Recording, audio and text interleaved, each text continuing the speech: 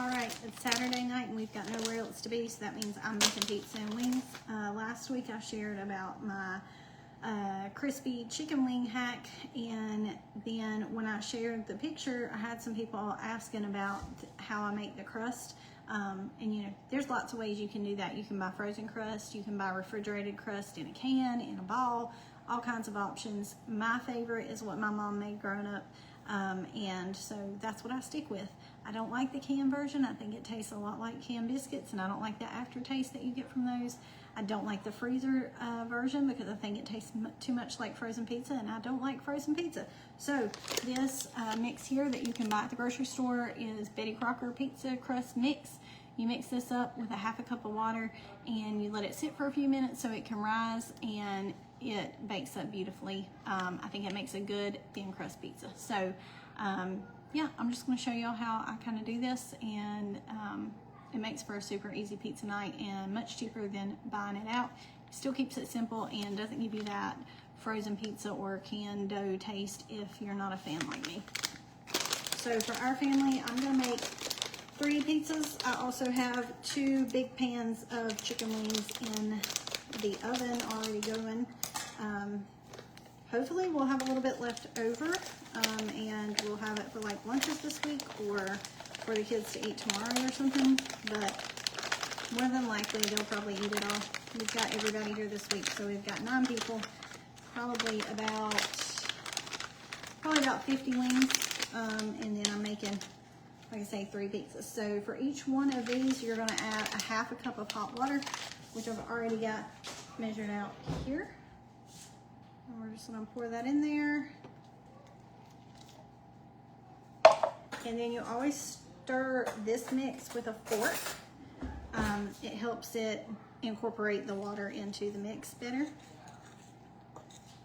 So we're gonna stir that. You don't pay attention to how crazy my hair looks. We've been out running around all day today.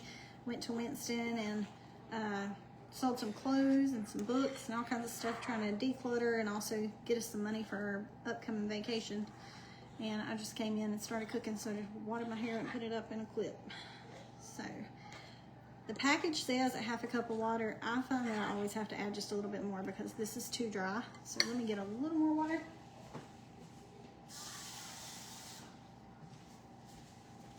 Y'all know I don't be measuring no way, but we just add a little more in there. Don't add too much because once you do, it's going to be too runny. You can add flour to it, and it works okay, but it does change the consistency a little bit. But I have done that before when I've added too much water. So I'm just going to kind of get all of this off of the sides. And again, we're just trying to get it all incorporated. You don't want to see any of it that's really white or not moist. And you can see it kind of just forms its own little ball. So I'm going to wipe it off the fork and put it back in there. And I don't think it says these instructions on the package, but it's what my mom always did. That's what I did too. You just put a little oil over the top of it so that the outside of it doesn't get dry.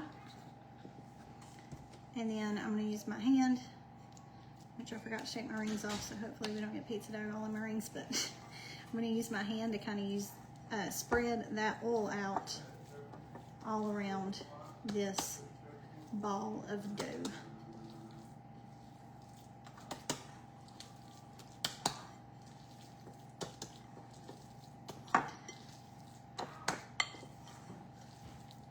Alright, so like I say, that is my ball of dough for my pizza crust, and it looks like that. And then we're just going to let it sit for 5 minutes and it will rise.